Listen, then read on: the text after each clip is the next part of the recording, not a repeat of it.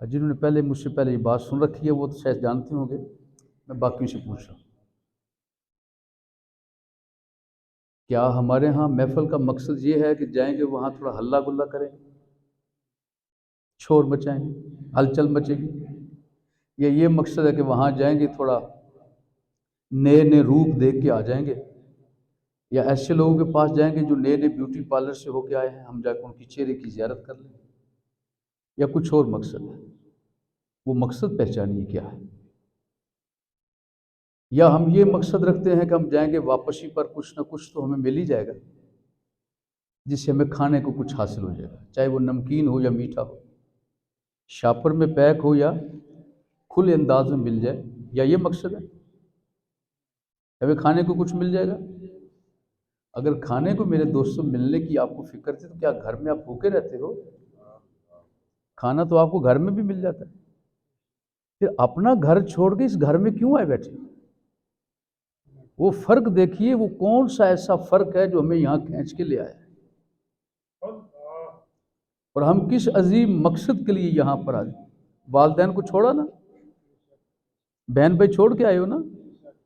اگر صاحب اولاد ہو، نکاح ہو چکا ہے تو پھر گھر والوں کو بھی چھوڑ کے آئے، بیوی بچے بھی چھوڑ آئے، گھر کا آرام بھی چھوڑا ہے، گھر کا سکون بھی چھوڑا ہے، اپنے رشتہ دار خونی تعلق والے بھی ترک کر کے آئے ہو، تو اتنی بڑی قربانی دے کے آئے ہو تو یہاں لینے کے آئے ہو؟ اگر شور ہی مچانا تھا تو باہر کھڑے کو مچا لیتے، اور اگر آپ نے صرف لنگر کھانا تھا تو لنگر تو آپ کو گھر بھی مل جاتا ہے۔ پھر آئیے ذرا غور کریں مقصد کیا ہے۔ تقریباً اکثر مساجد میں جانے کا، محفل میں جانے کا اتفاق ہوتا ہے، ان حضرات کو اس سال تو میں نے بالخصوص یہ بات ہر جگہ میں نے بتائی ہے کہ خدا کے لیے پہلے یہ سمجھ لو ہم یہ محفلیں کرتے کیوں ہیں، اور یہ محفل کے لیے شرعی مسئلہ یہ ہے کہ یہ مستحب عمل ہے۔ کیا ہے؟ مستحب عمل۔ اور نماز پڑھنا، سب بولو نا، نماز پڑھنا وطر عشاء کی نماز کے بعد ادا کرنا واجب، جھوٹ نہ بولنا، ایک آدمی کی آواز آئے، جھوٹ نہ بولنا اور سچ بولنا لازم فرض، حرام نہ کھانا فرض ہے، حرام سے بچنا فرض ہے، گالیاں دینا حرام کام، غیبت کرنا حرام کام۔ چیک کرو ہم بچتے ہیں؟ نفلی اور مستحب کام کے لیے تو ہم شیر ہیں، فرض اور واجب پورے کرنے کے لیے ہم کیوں کمزور ہیں؟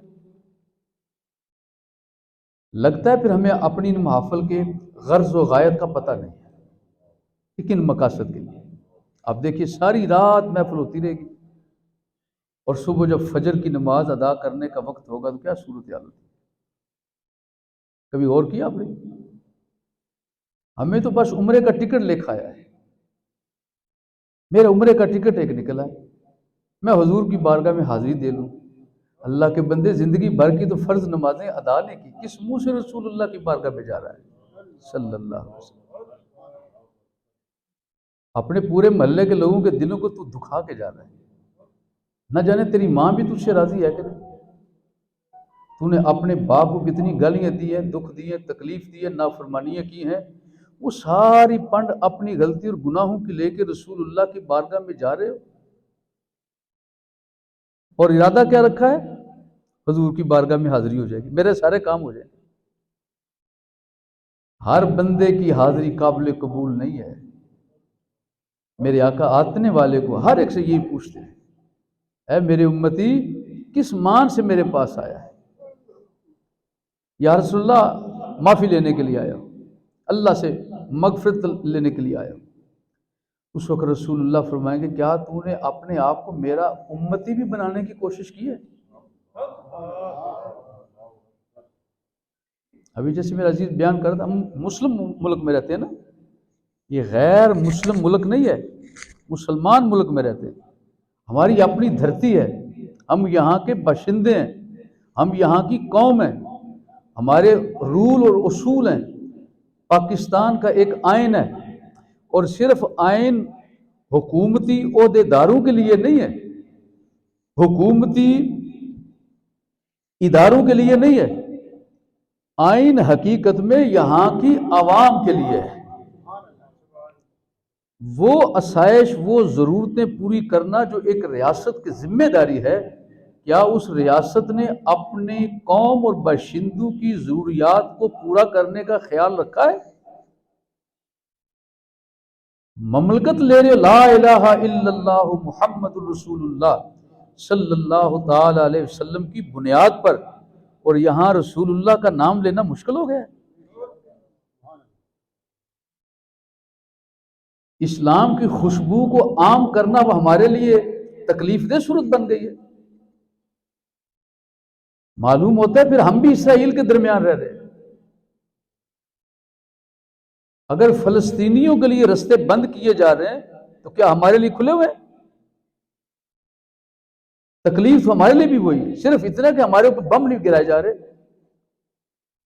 हमें रुसवा करके, जलील करके, जेलों में कैद करके, अजियतनाक कैफियत में मुब्तला करके सजा दी जा रही है ना, कि तुमने रसूलुल्लाह का नाम क्यों लिया है,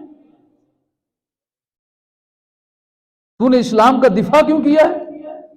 कैसे ताज्जुब की बात है, अकलियत को इतनी इज्जत देते हो, जो कसरत रखते हैं उन्हीं के लिए इज्जत की गुंजाइश नहीं है। हम में से कोई बंदा जैसा भी है, कम इल्म होगा, कम अक्ल होगा, कम अमल होगा, लेकिन इतना जरूर जानता है जो अकलियत है हमने कभी उसे ठुड्डे जाके नहीं मारे। और हुक्म यह है, किसी भी रियासत में चले जाएं, जब तक आपकी रियासत का कोई बाशिंदा भी फसाद पैदा नहीं करता, आप उसे कुछ नहीं कहते। और जब वो फसाद पैदा करता है, फसाद का मतलब क्या है? हक बात कहना फसाद नहीं है कि इसको नाम दे दिया फसाद का। बदबख्ती देखो क्या है, हक बात कहना फसाद नहीं है, हक बात को छुपाना फसाद है। ये बात क्लियर कर लो अपनी। सच्ची बात करना फसाद नहीं है, सच्ची बात को दबा देना फसाद है। हक को बयान करना लड़ाई नहीं है, दहशतगर्दी नहीं है। हक को लोगों के सामने बयान न करना दहशतगर्दी है। दहशतगर्दी नाम है फितने का, दहशतगर्दी नाम है बदअमनी का। जिस दीन का आगाज ही अस्सलाम वालेकुम से हो रहा है, वो कहां से बदअमनी का सबक देता है? वो तो हमेशा अमन ही अमन का दर्स देता रहता है। उसकी बात करने वाले को तू फसादी कह रहे हो, कैसे बेवकूफ हो? जिन्होंने हक को छुपाया है वो फसादी हैं, उन्हें क्यों नहीं पकड़ते? उन्हें पकड़ के जेल में डालो ना। हम हुजूर नबी अकरम सल्लल्लाहु ताला अलैहि वसल्लम के खादम और गुलाम हैं, उम्मती हैं। वालिदैन जो मिले मुसलमान मिले, जिस गोद में हमने जन्म लिया वो ईमान वाली थी। जो ही हम दुनिया में आए, पाकी के बाद हमारे कान में अजान दी गई और बताए आने वाले तो अल्लाह का बंदा है, रसूलुल्लाह का उम्मती बन के आ रहा है। जिसे पहले दिन गुड़ती इसकी मिली हो, अब उससे जवानी में ये कलिमा छीनना चाहते हो और नाम रखा दहशतगर्दी, इसका नाम रखा है फसाद, इसका नाम रखा है बदअमनी। तुम सारी जिंदगी शैतान की चापलूसी करते रहो, शैतानियत फैलाते रहो, इसका नाम बदअमनी नहीं रखा, इसका नाम दहशतगर्दी नहीं रखा। तुम्हारी माएं बहनें बेटियों उनके इश्तिहारात बना के सब लोगों के सामने आंखों के नजारे के लिए रखते हो, वहां तो तुम्हारी कभी जुबान नहीं खुली। और जब ताजदार खत्म नबूवत का नारा लगे तुम्हें दर्द शुरू हो जाता है। यहां तुम्हें बदअमनी नजर आती है, यहां तुम्हें फसाद नजर आता है। नहीं, ये कोई फसाद नहीं, ये अमन है। या हम अमन का दर्स देने के लिए ही आते हैं। और ये इतना मेहरबानी किया करो, जब उलमा को कहते हो ना कि आप अपने खिलाफ बात सुनने का हौसला रखो, तो फिर तुम भी अपने खिलाफ बात सुनने का हौसला रखो। हमारे पास तो इख्तिदार नहीं है, इख्तिदार तो तुम्हारे पास है। इख्तिदार रख के भी इतने डरे हुए बैठे हो। देखो कैसी ताज्जुब की बात। معلوم ہوتا ہے حق کا پھر اثر بڑا ہے اگر آپ جاگ رہے ہیں تو۔ حق کا اثر بڑا ہے۔ وہ ایک بھی دیوانہ میدان میں کھڑا ہو جائے نا تو شیطانوں کو دڑکیاں لگا دیتا ہے۔ اور اگر آپ کو نظر نہ آ رہا ہو تو فلسطین کے حالیہ انداز کو دیکھ لو، چند مجاہد آئے ماشاءاللہ پورے اسرائیل میں تھرتھلی مچا کر رکھے۔ وہ حق کا اثر تو ہے نا پھر۔ ابھی دیکھو بابا جی دنیا سے رخصت ہو گئے، انسان ہی تھا نا، معذور ہی تھا، معذور ہو کے بھی ایسا للکارا دیا ہے رسول اللہ کی محبت کا، ایسا پیرا دیا، سبحان اللہ۔ اچھا دیکھو عجیب بات ہے، ادھر پاکستان میں ایک معذور بابا، ادھر فلسطین میں بھی ایک معذور بابا ہے۔ معلوم ہے آپ کے لیے؟ وہ جو حماس کا بڑا آدمی تھا وہ بابا ہی ہے اور وہ بھی معذور ہے، نابینا، چل پھر نہیں سکتا۔ حماس جو فلسطین کی بہت بڑی ابھی جو مجاہدین ہیں جنہوں نے بھی حملہ کیا ہے، یہ سارے کون ہیں؟ اس بابے کا نام یاسین ہے۔ اس بابے کا نام کیا ہے؟ یاسین۔ اس نے اللہ تعالیٰ نے اسے کام لیا ہے معذور ہو کے، مالک نے اسے یہ سعادت بخشی ہے ایک کئی سال پہلے یہ شروع کیا، دنیا سے رخصت ہو گیا، لیکن جو اس نے چنگاری لگائی تھی آج بھانبڑ مچ کے اسرائیل کا مقابلہ کر رہی ہے۔ اچھا تعجب دیکھو کیا خوبصورت معاملہ، حسن اتفاق ہے، وہ بابا جی بھی چلے گئے، یہ بابا جی بھی چلے گئے، لیکن جو خوشبو دے کے گئے ہیں وہ کم نہیں ہوئی۔ اللہ نے ایسا فضل فرمایا، دن بدن اس میں اضافہ ہوتا جا رہا ہے۔ اچھا وہ میں نے جو بات کرنی تھی وہ کہیں رہ نہ جائے۔ ہمارے محفل کا مقصد کیا ہے؟ نمبر ایک، دو مقصد ہے خلاصتاً، باقی اور بھی کئی مقاصد ہے، خلاصتاً بتا رہا ہوں، دو مقصد۔ لیکن افسوس کی بات یہ ہے کہ ہم نے ان دو مقصدوں کی جگہ دو اور مقاصد رکھ لیے، وہ بڑے خطرناک ہیں۔ اصل مقصد کیا تھے ہمارے ہے کیا؟ اب ہمارے ہاں دو مقصد محافل کے جو عموماً ہیں، جو حق ہے وہی بیان کرتا ہوں، جو عموماً ہے وہ کیا؟ نمبر ایک، محفل بناؤ اور آ کے ہلہ گلا کرو، شور مچاؤ، اتنا شور، مطلب یہ ڈیک لگ جائیں، ساؤنڈ ہو جائے، یا ویسے جو آگے پڑھنے پڑھانے والے ناشف ہے یا کوئی تقریر کرنے والے اینی ون، وہ جب آئیں گے تو اتنا شور اتنا شور اتنا شور ہوتا ہے، ایسے لگتا ہے جیسے ہم کسی اسٹیڈیم میں بیٹھے ہوئے ہیں۔ اللہ کا گھر ہے اور اللہ کے گھر میں بیٹھ کے کیسی بے ادبی کرتے ہیں، کبھی غور کیے اس بات پر؟ اب ہمارے یہاں کیا رہ گئے؟ داد، دوسری کیا رہ گئی ہے؟ امداد۔ پہلی بات کیا ہے؟ داد لینا، دوسری بات کیا ہے؟ امداد لینا، خدمت، پیسہ، دنیا داری، اور اتنی زیادہ ہے لگتا ہے ساری کی ساری ہوس انہی لوگوں کے اندر آ گئی۔ دیکھیں میرا اس سے کوئی یہ نہیں انکار، خدمت کرنا کوئی گناہ ہے، تحفہ پیش کرنا، خدمت کرنا رسول اللہ کی سنت ہے صلی اللہ علیہ وآلہ وسلم، لیکن ظلم کرنا یہ حرام ہے، لالچ کرنا دین کے لیے غلط کام ہے، اس سے بچنا از حد ضروری ہے۔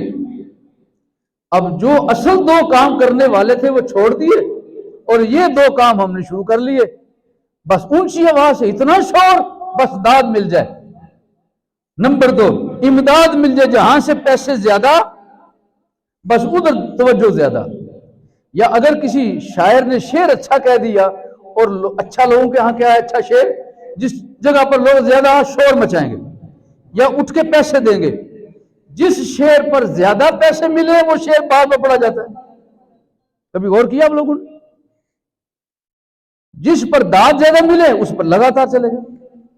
ایک ہے روحانی کیفیت کا ہونا، وہ الگ دولت ہے، اور یہ امداد اور داد لینے والوں کو نہیں ملتا۔ روحانی کیفیت اسی کو نصیب ہوتی ہے جس کے دل کا تار رسول اللہ کے دل سے جڑا ہوا ہے۔ گھر بیٹھے ایسے کیفیت نہیں بدل جاتی، وہ اصل دولت ہونی چاہیے پاس، تو ایسے شعر سنانے سے نہیں ملتی، یہ اسی کو اصل ہے جس کا تعلق میرے آقا نے اپنی بارگاہ میں قبول فرمایا ہے۔ جو اصل کیا ہے وہ دو باتیں، وہ سن لو کیا۔ نمبر ایک، اپنی کمیوں کی اصلاح کروانا،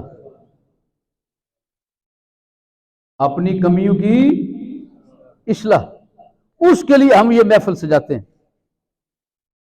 نمبر دو، اس محفل میں بیٹھے رہو اور بیٹھے بیٹھے کچھ دیر کے لیے، اگر زیادہ دیر نہ سی، کچھ دیر کے لیے یہاں بیٹھے رہو لیکن ایسے لگے کہ میں مدینہ پاک میں حاضر ہو گیا،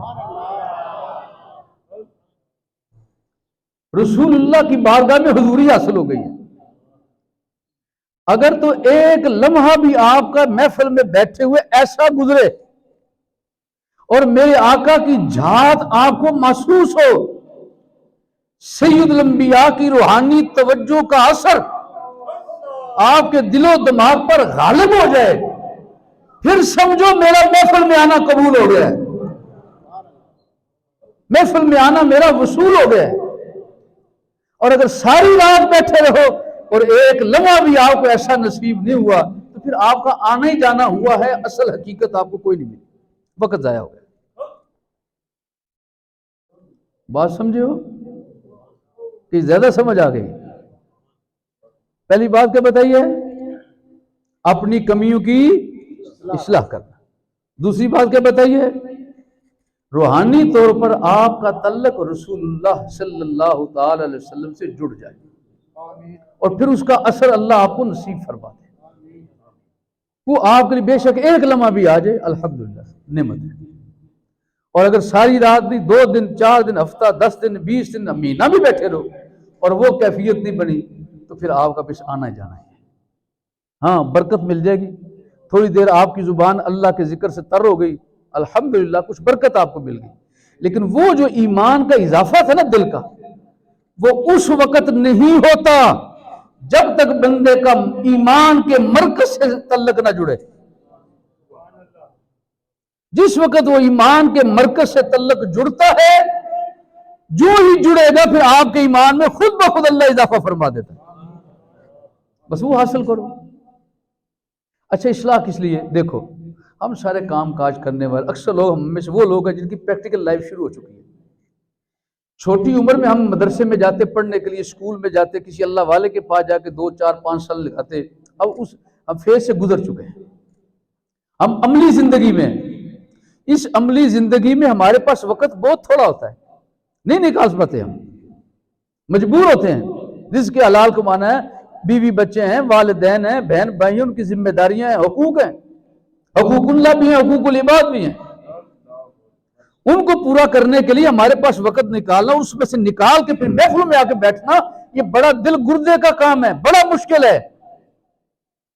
تو جس وقت ہم اتنی محنت کر کے آ ہی جاتے ہیں مسجد میں تو پھر ہمیں مقصد کا پتہ نہیں ہے۔ تو مقصد یہ تھا کہ ہمارے پاس وقت تھوڑا ہے، علماء کو، پیران عظام کو، بزرگان دین کو، اہل اللہ کو، اللہ والوں کو، اہل ذکر کو، اس لیے ہم دعوت دیتے ہیں کہ آپ تشریف لائیں، وہ کام جو ہمارا 2 سالوں میں پورا ہونا تھا، آپ مہربانی فرماؤ کو گر کی باتیں سنا دو تاکہ ہماری کمیوں کی کچھ اصلاح ہو جائے۔ کیوں اب ہم باقاعدہ 5 سال 10 سال 15 سال مدرسے میں جا کے نہیں پڑھ سکتے؟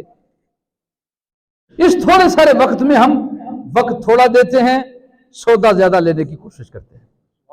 یہ ایک نیک نیت ہی ہے، اس کے لیے ہم حاضر ہوتے ہیں، اور پھر ہمارے لیے ساری رات گزر جاتی ہے، سوائے 2 شعروں کے وہاں سے کام کی کچھ اور بات ملنا مشکل ہو جاتی ہے، اور شعر بھی ایسے پڑے جاتے ہیں کہ بعد میں پھر علماء کو زندگی بھر ان کے جواب ہی دینے پڑتے ہیں۔ یہ شعر ٹھیک نہیں پڑا، اس میں یہ عقیدہ خراب ہو رہا ہے، اس میں یہ عقیدہ خراب ہو رہا ہے، اس میں یہ عقیدہ خراب، پھر مولویوں کی بشامت، پھر علماء کی پکڑ، پھر مفتیان کرام کے پیچھے لوگ بھاگنا شروع ہو جاتے ہیں۔ کاش پڑھنے والا پہلے ہی کسی مفتی کے پاس جا کے پوچھ لیتا، میں نے عوام کے پاس جا کے یہ لفظ بولنا ہے، کیا یہ صحیح ہے؟ اب جب تک ہم اپنی اصلاح کی فکر نہیں کریں گے کیسے ہماری اصلاح ہو جائے گی؟ بہرحال وہ بات جو میں نے آپ سے کرنی تھی وقت کچھ اور تھا، ارادہ کچھ اور تھا،